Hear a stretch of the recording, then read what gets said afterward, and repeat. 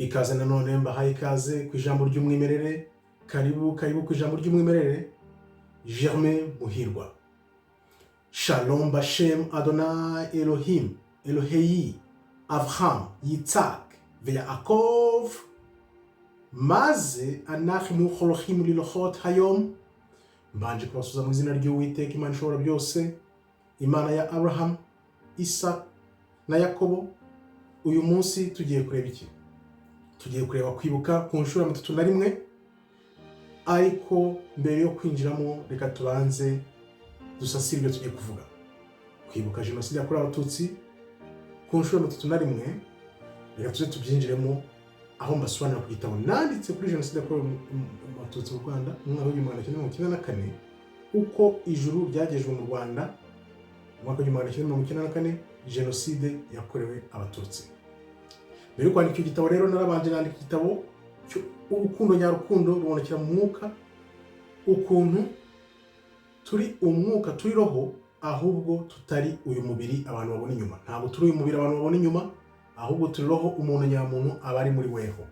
Iki gitabo cya mbere nanditse nacyo cyasohotse mbere. Iyo umaze kugira rero inyurabwenge ikwereka ko tutari umubiri ahubwo turi roho, ubutangiye gusobanukirwa. Nanditse n'ikindi gitabo, uburyo wasoma Bibiliya ukayisoma mu buryo bwiza, ukava ku gifuniko ukagera ku gifuniko, kuva ku itangiriro kugera ku byahishuwe. Nibwo buryo bwiza usoma Bibiliya nk'uko nabyeretswe, uko turagenda twigiramo ubusobanurire. Naje no kwandika ikindi gitabo rero,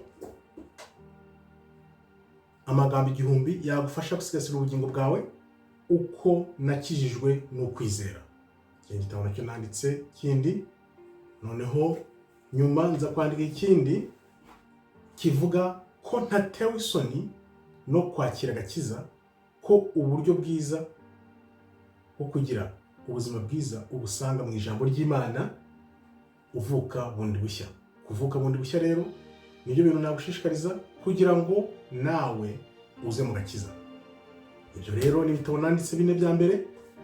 Uyu munsi rero tukaba tugiye kwinjira mu gitabo nyirizina kiteranyije aha, uko ijuru ryaje mu Rwanda mu mwaka w'1994, jenoside yakorewe Abatutsi. Maze kumva rero ibitabo nanditse, ibyo tugiye kwinjiramo bigiye kukwereka ko ibyo mba mvuga biba bifite ahantu biva. Abantu bagomba gutekereza bakavuga, ese ni ibiki byabaye mu Rwanda mu mwaka w'1994? Iriya jenoside yakorewe Abatutsi mu Rwanda yaje ite? Yaturutse? Yavuye he? Byagenze gute? Ntabatindiye rero reka nze twinjiremo. Mbere yo kwandika igitabo cy'uko jenoside yabaye mu Rwanda, nanditse ikindi gitabo kuri Ukraine. Iki ni igitabo buri gihe mvuga. Iki gitabo nacyanditse mu mwaka w'2010, imyaka 12 mbere y'uko iriya ntambara ya Ukraine iba. Narabyanditse kuri Ukraine, hashize imyaka 12 biraba, iriya ntambara iraba, ariko ibyo ntago bingira umuhanuzi na rimwe na gato ntibikabe.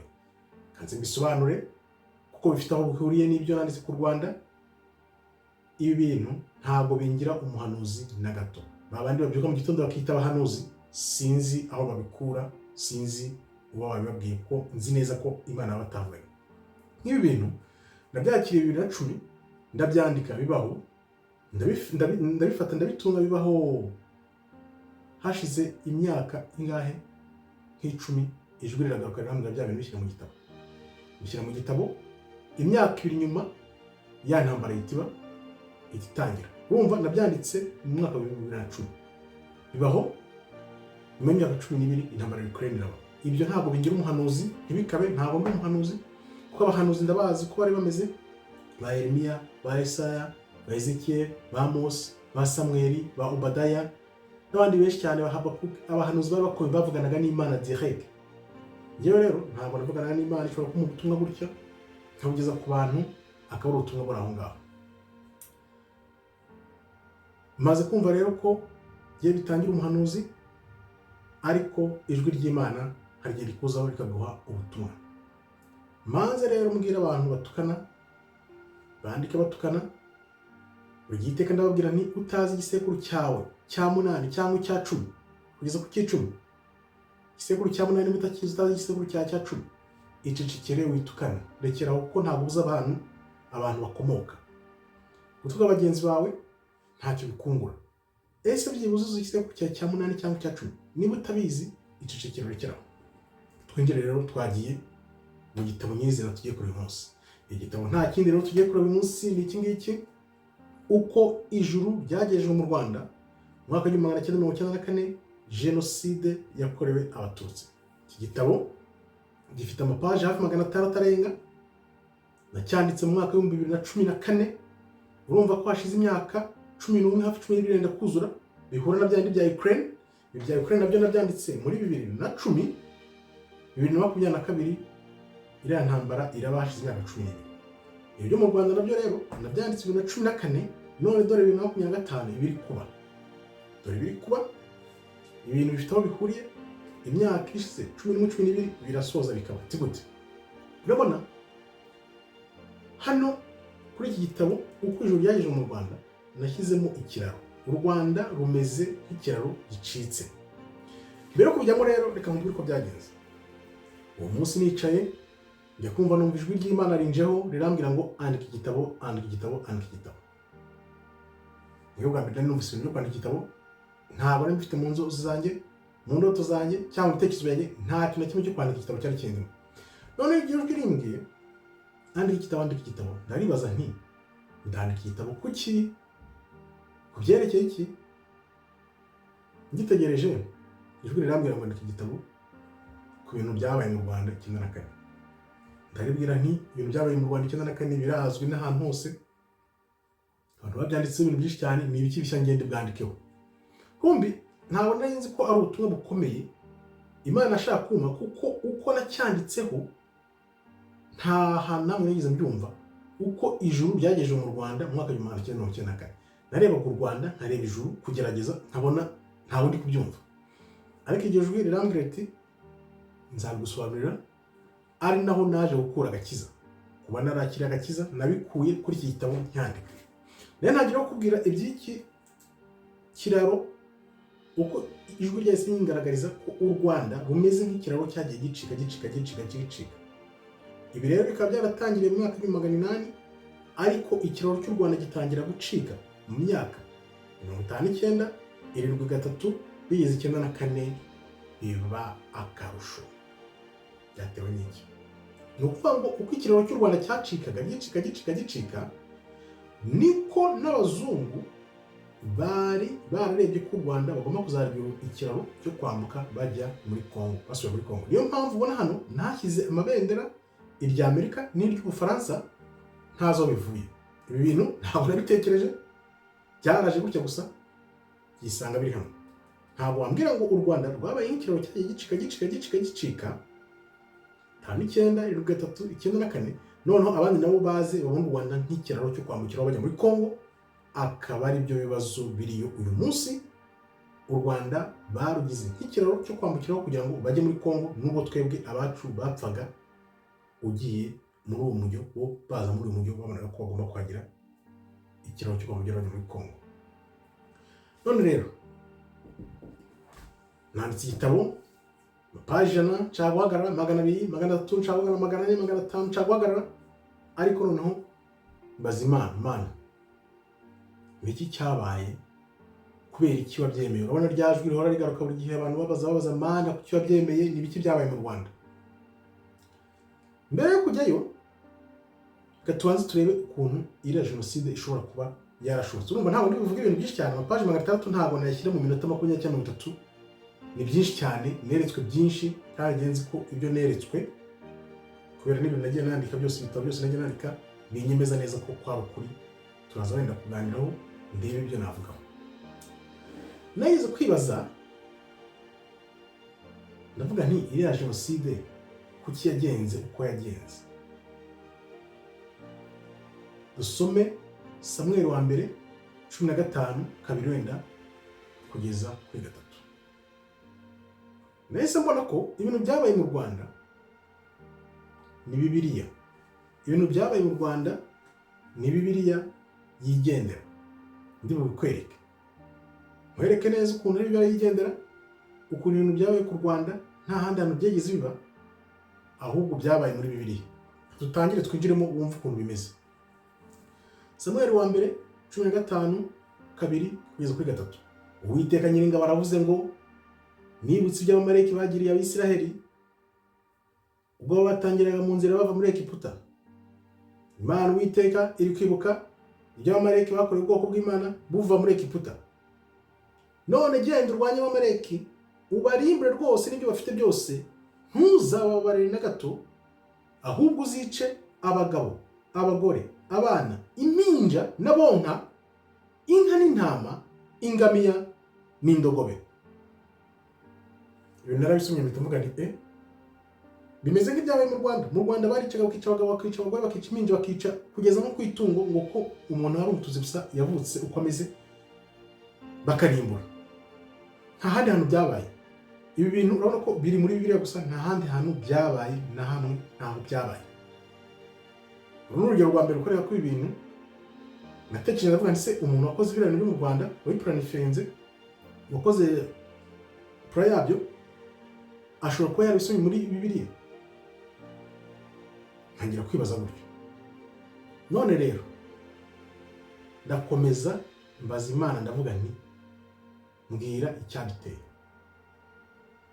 Ijwi ry'Imana rirambwira riti urashaka kumenya icyabiteye? Tumva icyabiteye urebe ko ibintu bidashobotse ngo abantu bakurikira Imana bashake inzira y'Imana. Njye navuze ko ubwiyunge nyabwo buzatwara imyaka 70. Kubera iki?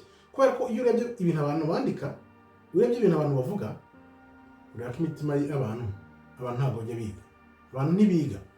Kandi tujyeho nkwereke icyateye biriya bintu by'icyenda na kane. Mbere yuko tuza kwinjira no mu bindi, tubisanga mu Baroma 3:10 kugeza kuri 18. Ijwi ry'Imana akomeje nayo ndi hafi ndabwira ati uranyiyeretse, mbonye ukuboko kwenda kumenya. Wibuke ko ari ahandi nandikaga ya magambo 1000 yagufasha gusigasira ubugingo bwawe uko nakijwe no kwizera. Urumva ibintu byose byanzagaho nkabyandika muri kino gitabo, nkandika n'ahandi buri par none nkagenda mbishyiraho, ari byo byamaye kwereka abantu ko Imana ukuboko kwayo ishobora kukureba ukakumenya. Ndakomeza ndahatiriza mbaza ijwi ry'Imana ndaribaza nti nkagihamya unyereke. Abantu bose barareba bavuga bati biriya bintu byo mu Rwanda kucyo byemeye 94. Ijwi ry'Imana rirambwira riti genda ufate Abaroma 3:10-18. Ndabyibuka byari live. Iyi ni passage nibuka neza, yari live, iranyigaragariza irambwira iti genda ushaka Abaroma 10:18. Nkuko byanditse ngo ntawe ukiranuka n'umwe, nta n'uyu n'umwe ukiranuka, ntawe umenya, ntawe ushaka Imana. Kandi wibuke ko abantu mu Rwanda icyo gihe baravugaga 95-98% bose bakunda Imana, bemera Imana. Ni ukuvuga ngo izi Mana abantu bavuga baba basenga aribyo biriya bintu by'ibishushanyo. Bibiliya ibuza abantu gusenga ibintu by'ibishushanyo. Nabyo mpamvu ivugaho igihe kirekire abantu bashobora gusanga basenga Satani batabizi, basenga Imana ya fake batabizi. Kuko ntabwo wambwira ukuntu abantu 95-8% bavuga ngo bakunda Imana mu Rwanda, miliyoni y'abatutsi ibe yapfuye mu gihe cy'amezi 3 gusa. Ntibishoboka. Ni ukuvuga ngo abantu mu by'ukuri bashobora kuba basenga Imana itari nyamana. Kuko urebye imitima y'abantu n'uyu munsi ubona ko abantu badahinduka, aribyo nanone ya mateka ahoraho, noneho kubera ko ahoraho atizwe akisubiramo. Katukomeze. Nkuko byanditse ngo nta n'umwe n'uyu n'umwe ukiranuka, n'uyu n'umwe habe n'umwe. Nayo nabihamye. Ntawe umenya, ntawe ushaka Imana. Icyo gihe niko byari bimeze. Bose barayobye, bose bahindutse ibigwari, ntawe ukora ibyiza n'umwe. Nta n'uyu n'umwe. Umugo wabo n'imvi irangaye, bariganisha indimi zabo, ubusabe bw'incira buri mu minwa yabo. Ibintu biba biri mu bantu. Ibyo bintu nabibona uyu munsi cyane nabibona. Akanwa kabo kuzuye ibitutsi n'amagambo abishye, ibirenge byabo byihutira kuvusha amaraso. Ibirenge byabo byihutira kuvusha amaraso. Kurimbuka n'umubabaro biri mu nzira zabo, inzira y'amahoro barakakimenya. Bamenye inzira y'amahoro habe namba. Kubaha Imana ni kuri imbere yabo. Nta n'uyu n'umwe wubahaga Imana, nta n'umwe washaka amaso y'Imana. Nicyo kintu cyabiteye.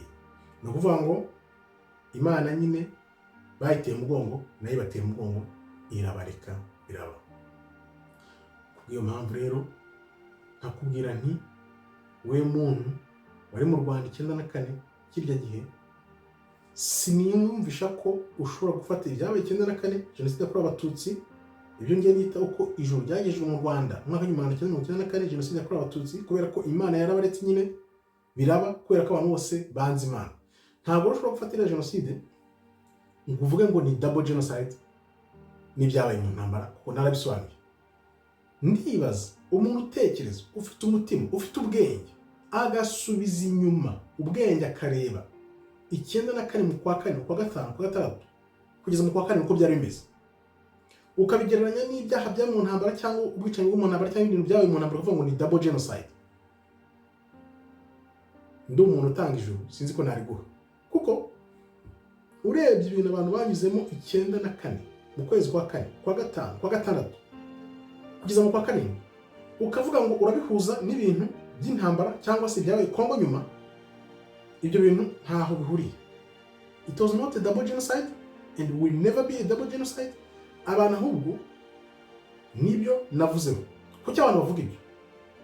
Nabivuzeho nabyo, impamvu ni iyihe? Abafaransa banze kwemera ko jenoside yabaye, Ababiligi banga kwemera ko jenoside yabaye, bariyerurutsa, Abanyamerika bariyerurutsa, ONU iriyerurutsa, ibihugu byose biriyerurutsa, ntibyemera ko jenoside yakorewe abatutsi yabaye. Niho hantu ibintu byapfiriye, niho abantu batangiye gupfobya, batizwa umurindi, nuko ibyo bihugu byanze kwemera ko habaye jenoside yakorewe abatutsi. Nicyo cyabiteye uyu munsi akaba ari birukura bino bibazo naho nkabagiye kwagera. Ni ukuvuga ngo rero Ubufaransa, Ububirigi, Amerika n'umuryango w'abibumbye byagombye kuba bitanga impozamarira ku barokotse z'ibihe byose, nk'uko Abadage babikorera bariya bise Abayahudi bijyanye muri Israel. Nabo ni iyindi sijana nakubwira, bari abantu bari hariya ntabwo ari ubwoko bw'Imana, ubwoko bw'Imana ni abirabura nyabirabura. Ibyo mpamvu bivugaho kubankurikira barabizi. Nimba ari ubwa mbere uje hano, ubwo wakandaho like, ubisharinge, uze noneho tujye tuganira ibintu nk'ibyo byo nganira n'abantu, mbereka ubuyobe bajyanwemo n'abazungu bave ibuzimu wazimu.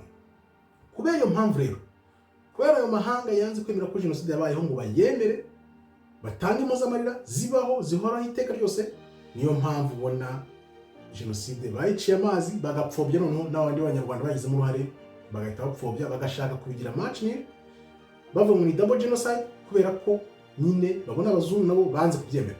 Ibyo bihita bishyira u Rwanda hasi, u Rwanda narwo ntirwumva impamvu abazungu bari gukora ibyo bakora. Ni ukuvuga ngo abazungu barareba, bazi neza ko byanze bikunze banze kwemera ko jenoside yabayeho yakorewe abatutsi, ngo bayumve, noneho bajye bariha.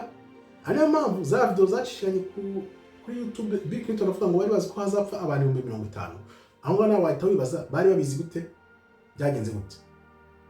Urumva ko bashobora kwenda barabizemo uruhare kubitegura, ariko noneho babagosora, babisabira hejuru, bavuga ngo bagiye gukora apocalypse, bahita bibitirirwa, kubera ko rwa rwango rwari mu Banyarwanda nubwo rwari ruryamye.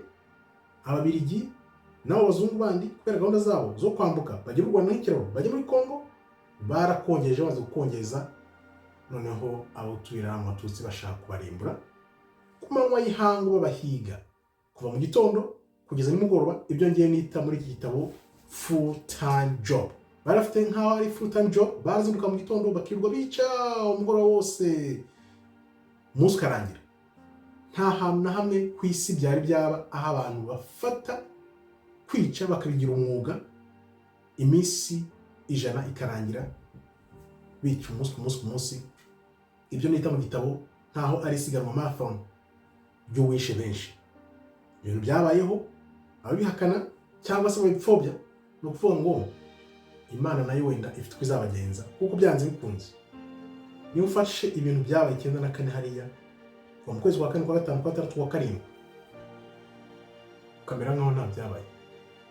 Niyo mpamvu uvuga ngo ubwiyunge nyabwo bw'Abanyarwanda buzafata izindi generation ebyiri, imyaka 70, 35, binabaye na ngombwa akaba generation ya 40, ariko bizafata byibuze imyaka 70. Narabibaze neza, ndabireba, ndavuga nti nibikomeza gutyo ubwiyunge nyabwo buzafata imyaka 70, kuko abazazungu mu myaka 35 iri imbere wenda bazabatangiye gutangira kubirenga, noneho indi myaka 35 izaza nibwo bazabira. Kuko ntabwo ushobora kurebera mu gihugu gusa uko bimeze, ugomba kureba n'abari hanze ibyo batekereza, ibyo bavuga, cyangwa se abasohotse mu gihugu. Ibyo bintu bishyiramo imirwi ine: hari abari mu gihugu, hari abahunze 94, hari abari hanze, hari abifashe. Abantu bose bafite ibitekerezo bihabanye byibuze nka bine.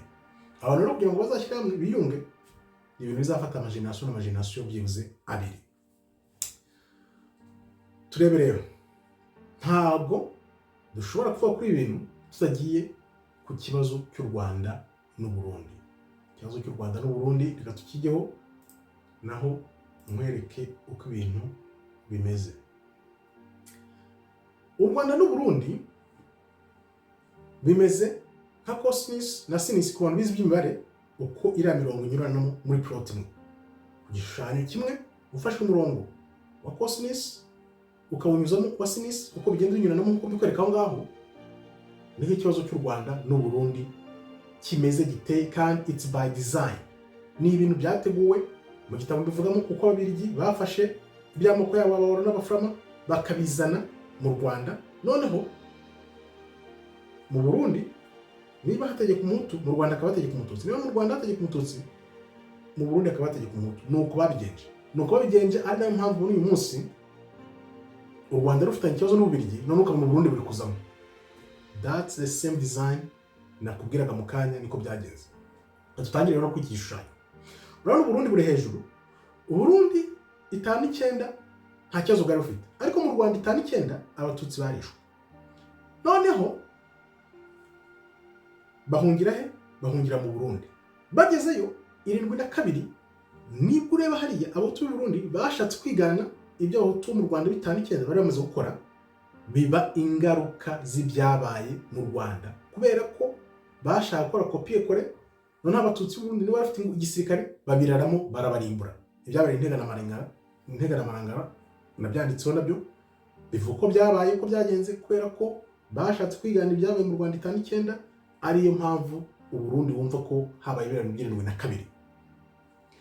Ubwo abaki abahutu bamwe b'u Burundi bahungira mu Rwanda. Urumva ko ni vamo ngemo, cyangwa se uko biri ni hasi no hejuru. Abarundi bafite ikibazo, Abanyarwanda bafite ikibazo, bagahungira mu gihugu kimwe n'ikindi, no kubera yamijinye cyangwa se yanzika bafitanye, kubera ko wenda barokotse byaba mu kindi gihugu, bagahita bagira uruhare rukomeye muri byo kugira ngo bakomeze bice abantu bari mu icyo gihugu kindi. Niko byagenze rero 73, abatutsi baricwa, Abarundi bahungiye mu Rwanda babigiramo uruhare. Noneho ariko bigeze mu myaka za 80 haba agahenge. Ibyo abantu bajya bavuga mu Rwanda ngo hari agahenge k'amahoro, mu Burundi hari agahenge k'amahoro, ibintu bituje. Ubwo niko abantu bavuga ati mureke abantu bataye, mureke ibintu bimeze neza. Abari icyo gihe baranangira bavuga ati bimeze nk'ikirahure cyuzuye amazi. Ibyo nabyo nabyanditse mu gitabo, hano birimo mu gitabo. Noneho Abarundi ariko baje kumenya ubwenge, baravuga bati ariko turapfa iki? Icyo dupfana ari igihugu, maretse tuza tugasaranganya, tugasangira igihugu. Nibwo baje kugira muri mishyikirano, ibyo bwicanyi bisa nkaho bihagaze. Ariko mu Rwanda hategurwaga kirimbuzi, apocalypse. Ariyo mpamvu muranibaza, ibaze nawe impamvu mu Rwanda byakunze ariko mu Burundi ntibikunde. Nuko Abarundi nyine bageze bamenya ubwenge, bemera gusangira duke bafite, ariko Abanyarwanda baranze. Ariko rero byaje kuba 94, jenoside yakorewe Abatutsi, uko ijuru ryageje mu Rwanda 1994, jenoside yakorewe Abatutsi. Babahutu bavuye he? Bavuye i Burundi. Urumva batije umurindi abandi bo mu Rwanda. Ubwicanyi noneho sinakubwira ko wumvaga kwenda ari urangiza ari gaheza, ko bari bazi ko bagiye kurimbura abantu bakabarangiza. Rero none ntabapfira gushira, ibyabaye. Ariko hano nagira ngo nkwereke uko ibibazo byagiye bizamuka, wenda n'uruhare rw'Ababiligi, Abafaransa. Ari na mpamvu ubona hano hariho amabendera y'Amerika n'iry'Ubufaransa. Buriya urebye neza ukitegereza, wabona Abafaransa aribo bari inyuma y'Ababiligi, babasunika ati mukore ibintu n'ibi, kuko ipfunwe Abafaransa bafite kubera ubusembwa bwabagiyeho, kubera ko bagize uruhare muri jenoside. ntabwo abazungu bajya bibagirwa, ntibajya bibagirwa. Urumva buriya bari kuri komporo imwe n'ababirigi bose barasunika, urumva ababirigi bo nibo babizanye bashyiramo ku marangamuntu, abafaransa bataho, urumva ko byanze bikunze bari kumwe. Nkagira nti rero kugira ngo ibintu birangire mu banyarwanda bizasaba iki? Umuti w'ibintu nuko abantu bagomba gushaka Imana, ijambo ry'Imana, Imana nyayo, apana za mana za fake bazaniwe n'abazungu. Ari no mpamvu Imana bayishaka ariko ntisubize, kubera ko nyine ni ibishushanyo, ni ibishushanyo. 90% basenga ibishushanyo. Imana irakubwira iti uramenye kirazira kikaziriza, ntuzigire wibariza ibishushanyo na rimwe ngo byikubite imbere cyangwa ngo bisenge. Ibyo bintu nafashe umwanya ndabyiga, kubera ko akuboko Imana nabonye nkakumenya kuranyereka, binyereka ko neza abantu bose basenga urebye Satani abikubita inyuma y'ibishushanyo, kuko amategeko y'Imana ririya tegeko rikubwira ngo uramenye ndi Imana ifuha, ntuzasenga ibishushanyo, ntuzabyibarize ngo byikubite imbere. Amanywa n'umunsi, amanywa nijoro, umunsi ku munsi, akaba ariko kazi kawe ukavuga ati njye ahubwo ndi umuhanga mu gusenga ibishushanyo, bibabaza Imana cyane. Niyo mpamvu Imana ibareka. None rero ibintu byo kuvuga ngo habayeho double genocide ntabwo ari byo. Yes, abantu barapfuye mu ntambara, ariko ntabwo ushobora guhita ubifata ngo bigire double genocide, kuko niba ubigoretse gutyo ruzabura gica. Manza wemere ibyabaye 94, biriya bintu byabaye 94, tuvuge wenda ababivuga wenda bashobora kuba bari bato, wenda baravutse mu jenoside cyangwa ari byo bumvise amateka agorekwa uko abantu bishakiye. Ariko wari mu Rwanda 94 ukabona ibyabaye ukavuga ngo ni double genocide, ntanga ijuru sinzi ko waryinjiramo, kuko yes abantu barababaye, habaye impfu zinyuranye, ariko ibyabaye 94 gukora liste, amaliste yakozwe urugo ku rugo, akarere ku karere, urugo ku rugo, guhiga abantu n'imbwa, guhiga abantu ibyabaye mu biturage byo ngo byari hatari, aho bicishije abantu amashoka. Data wacu bamwashije n'ishoka, abandi baguye za Butare, uzagenda urebe hariya Murambi ya Gikongoro, hafi yaho niho twatukomokaga, ko babishe imiryango y'abantu barenga 30 bakabarimbura, babaziza gusa ko uko bavutse. Ibyo bintu birimo ubuhamya. Kwica kana k'impumyi, nyirabunyenyeri, ako twitaga nyirabunyenyeri, kwica umwana w'impumyi utabona warangiza ukambwira ngo ni double genocide. Ibyo bintu sinzi ko ushobora kubyumva, ntawo wabyumva. Yes, barababaye, abababaye nabo, ariko ngiye ngita ingaruka, ni ingaruka z'ibyo baramaze gukora, kuko uranabona n'ibyo bakoze. Niyo haba harawe kwihorera guto cyangwa tumeze gute, iyo haza kuba kwihorera kuri toto, ukwihorera nyakwihorera, ntabwo abenshi baba bararokotse. Ariko noneho bifata noneho nkaho iyo batica miliyoni, kuko niba wishe umuntu umwe, ayo maraso nta nshobora kuyacikira, ahora kugarukamo. Ari byo bavuga bati Bibiliya iratubwira neza, igihugu iyo kimenetsemo amaraso kugira ngo cyongere kwezwa n'ibintu Imana yagennye ubwayo, hagomba kumeneka andi maraso. Niko bigenda nyine, kuko babana babikoreye nabo baraza bakorera ibyo nk'ibyo wakoze. Ake wagereyemo umuntu niko nawe ugererwamo. Urumva biri muri Bibiliya hano, iyo igihugu kimenetsemo amaraso kugira ngo cyezwe kigomba kumeneka andi maraso. Niko bimeze, ni ihame ry'Imana, ntabwo ari ihame ryanjye. Ibyo bintu rero ntabwo ushobora kwifata ngo byite double genocide, kuko byanze bikunze. Reba abijanze mu bwicanyi, ibyabayeho, abatarabigiyemo nabo nyine wenda baratuje. Kubw'ibyo rero byabaye mu Rwanda ni amahano akomeye, harimo akaboko k'abazungu turabizi, ariko noneho bikaba byarakongejwe na rwa rwango rwari hagati y'Abahutu n'Abatutsi. Noneho basa nk'abakomye imbarutso, byaba uwagusha iriya ndege cyangwa se uwabigizemo uruhare uwo ari wese. Abantu bakaba ari byo bagize imbarutso, bakavuga bati umukuru wacu arapfuye, reka natwe twirare mu bantu tubarimbure. ubwo ababiteguye nabo aho bari byanze bikunze ni igihe gusa, kuko umuntu wakoze plan yabyo nemera ko bishoboka ko byarapangiwe ibwota amasimbi, noneho bakabizana bari abantu b'intagondwa ba sederi ba MND bakora nk'ikintu bita trigger, noneho kubera rwango bari bafite abatutsi baravuga batereka tubamare tubarimbure. Iriya ndege rero urebye neza wavuga uti niyabaye imbarutso yabyo, kuko imaze guhanuka nibwo bahise batangira kwirara mu bantu.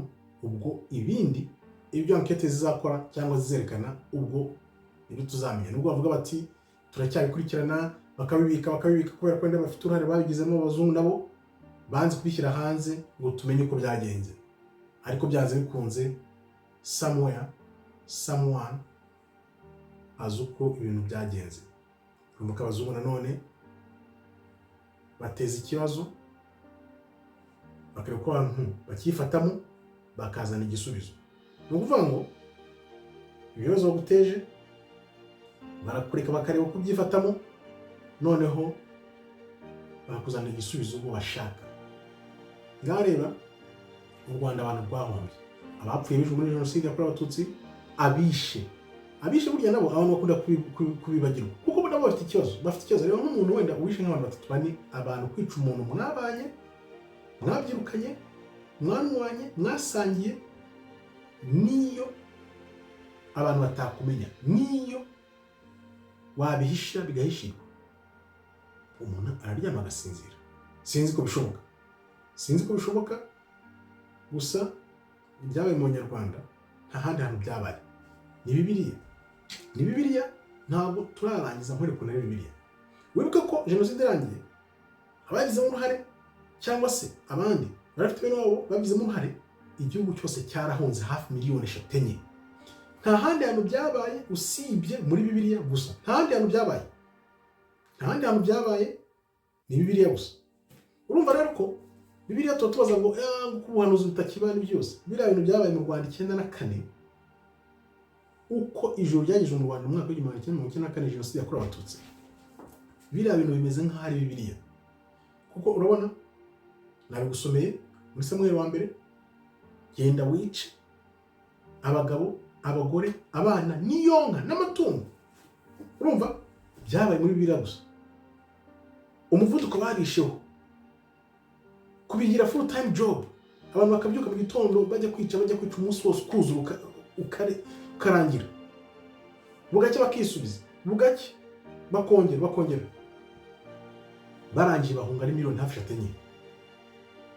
Nta hantu byabaye, ni Bibiliya yari iri kuba ibintu byose. Rero kugira ngo ubone igisubizo cy'ibibazo byose, yaba by'abazungu, yaba iby'u Rwanda, yaba iby'ubwiyunge, igisubizo ni ijambo ry'Imana. Nta hantu ushobora kukivana, ni ijambo ry'Imana. Ukaryiga rya nyaryo ryimbitse, atari iby'abazungu baje bakabeshya abantu. Kandi wibuke ko iyi Bibiliya abazungu nabo bayivugishije bitavuga n'ubundi. Ugomba kugera rero ku isoko ugashaka ijambo n'ibisobanuro bya nyabyo by'umwimerere by'ijambo ry'Imana, kugira ngo uzabone igisubizo cy'Abanyarwanda. Mbere yo gusoza rero nkubwire ati kandaho like niba twabanye, kandaho like kugira ngo iyi message igere ku bantu benshi, wiyandikishe, ubisangize abantu bose, kugira ngo ibi bibe umusingi w'ubwenge nyabwo bw'Abanyarwanda, kuko ibyo kurenzaho nta bizabageza. Kuko niyo mutagarukiye Imana ngo bareba Roma 3:10-18 muyirenge, muyihindure, byanze bikunze buzacya byongera bibi. Ibyo nifuriza Abanyarwanda, ariko reka mwongere magusomere kugira wumve icyabiteye ibibazo cyangwa n'intambara n'ibitera intambara zose. Ni Abaroma 3:10-18, ni ku ijambo ijwi ry'Uwiteka ryambwiye tugenda birebe. Abizi ko ubona ngitangiye gusoma Bibiliya, nandika kino gitabo niho navanye agakiza nabikubwiye, numviye iryo jwi rinyereka ko icyabiteye ni iki. Abaroma 3:10-18 nuko byanditse, ntawe ukiranuka n'umwe. Ntabwo nabitekereje, ubyitekereze. Bino bitabo bya Ukraine ntabwo nabyitegereje. Ibi bitabo byo kwandika ku Rwanda n'ukuntu abazungu bazagira u Rwanda nk'ikiraro bakambuka, ntabwo nabyitekereje.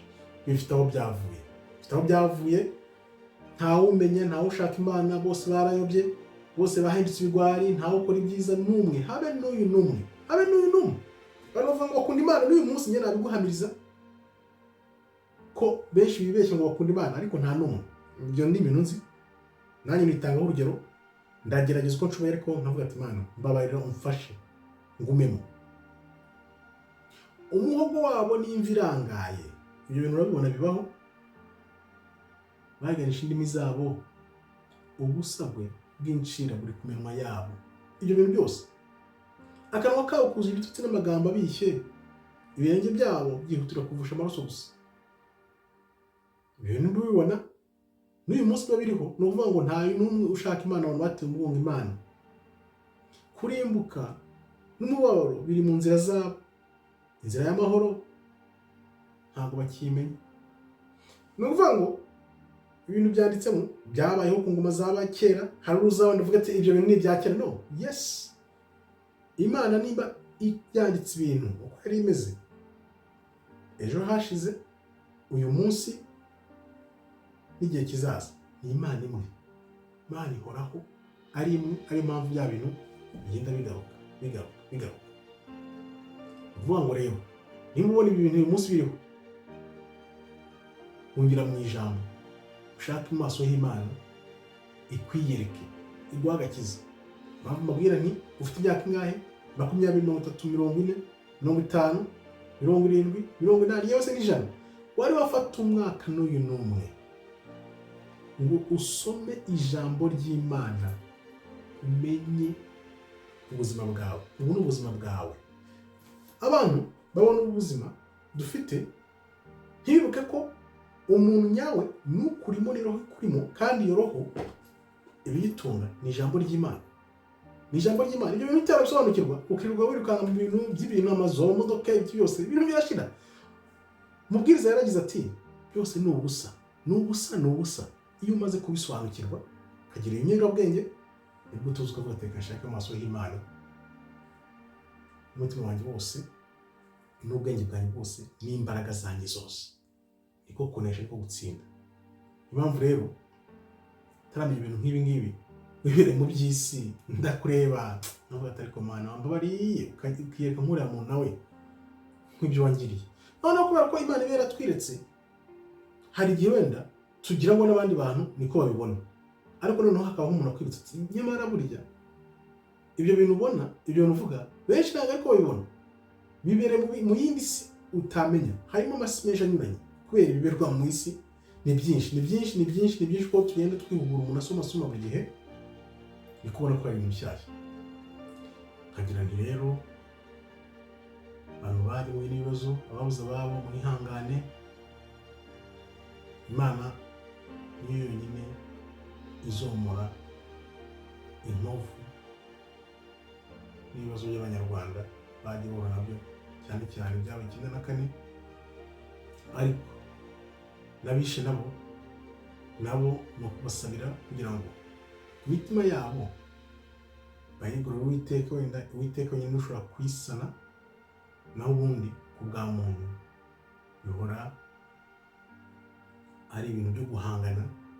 Ngaho habaye double genocide, ngaho nta jenoside yabaye, ngaho no kubeshya, ngaho dore imibare y'abapfuye ni 500, ngaho bagapfubya gutyo, kandi wenda ushobora gusanga na miliyoni irenze. Kuko urebye wicaye umuvuduko bwakoreweho, buriya bwicanyi nta handi hantu byari byaba.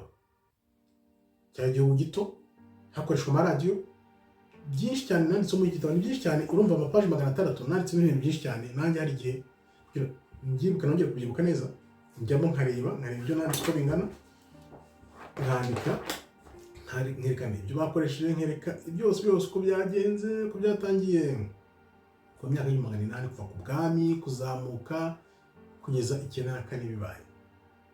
Rero mvuga nti rero abantu nabo babigizemo uruhare aho bari hose ku isi, cyangwa bafite bene wabo, wigira ipfunwe, ahubwo ubohoka, ushaka amaso y'Imana uvuga uti dore ibyago byaguye u Rwanda. Kuko n'ibyo mubona nyuma yabyo ibyo bibaye ni ingaruka, tuvuge abayobozi bose tuzi ko baturuka ku Mana, abantu bakajya bagataka. Imana imaze gutanga Sawuli, abantu baratse baravuga ati Mana uyu muyobozi duhaye ni ameze ate? Abami barimburaga abantu muri Bibiliya, biranditse barabarimburaga bakababimbura kubera nyine niyo yari kamere yabo bakabarimbura. Uyu munsi rero ushobora gutaka kuvuga ati Mana ibi ni ibiki? No, Imana itanga abayobozi. Ni ukuvuga ngo umuyobozi Imana iguhaye umunsi niwe ubereye abantu icyo gihe, niwe ubakwiriye, kuko Imana nta kundi kuntu iba yarabagoroguje mwaranze kumva. Igomba kumvisha rero ku neza cyangwa se ku nabi, mukumva byanze bikunze. Ari nayo mpamvu ushobora gusanga ukavuga uti reba Dawidi abantu yishe, kandi Imana ikavuga ngo nta wundi muntu ufite umutima nk'uwa Dawidi. Ushobora gusanga uri gutaka uri kurwanya gushaka kw'Imana, kuko Imana irakureka ukavuga ati umeze utya, ndaguha umuyobozi ukwiriye, n'uyu muyobozi wakwiriye. Kuko ngiye mvuga ko abanyarwanda byanze bikunze bazagira biyunge, kubera ko bazareba byabaye 94, byabaye imyaka yabanje, byabaye mu ntambara, byabaye hose. Noneho nyuma y'igihe bavuye bati ibintu birakaze, niba tutumvishe noneho reka twiyunge. Abanyarwanda bazageraho biyunge ku bwabo byikore, ariko bizafata igihe. Nyuma muri process, nkurikije ibyo bandika, nkurikije ibyo bavuga, bishobora kuzafata amageneration abiri. Ngayo nguko rero uko ijuru ryaje mu Rwanda mu mwaka wa 1994, jenoside yakorewe Abatutsi. Ushaka igitabo yakibona kuri Amazon, washyiramo izina ryanjye Jeremy Muhirwa, kiri kuri Amazon, wakigura wacyumva. Ushaka rimwe na rimwe nkiganiriza abantu, nkaganira ibirimo kuri channel yanjye, yandikishe rimwe na rimwe nkinyuramo nkaganira ku ngingo zimwe na zimwe zikirimo. Ariko Abanyarwanda basabe shaka Imana, kuko n'ibihe tugiye kwinjiramo hazacu ufite ijambo ry'Imana, kuko hagiye kugaragara abari ku ruhande rwa Satani, hagaragara n'abari ku ruhande rw'Imana. Nizo ntambara ziri kuba. Bakoze rero, Imana ikomeze barinde. Shalom, toda raba, tov meyod.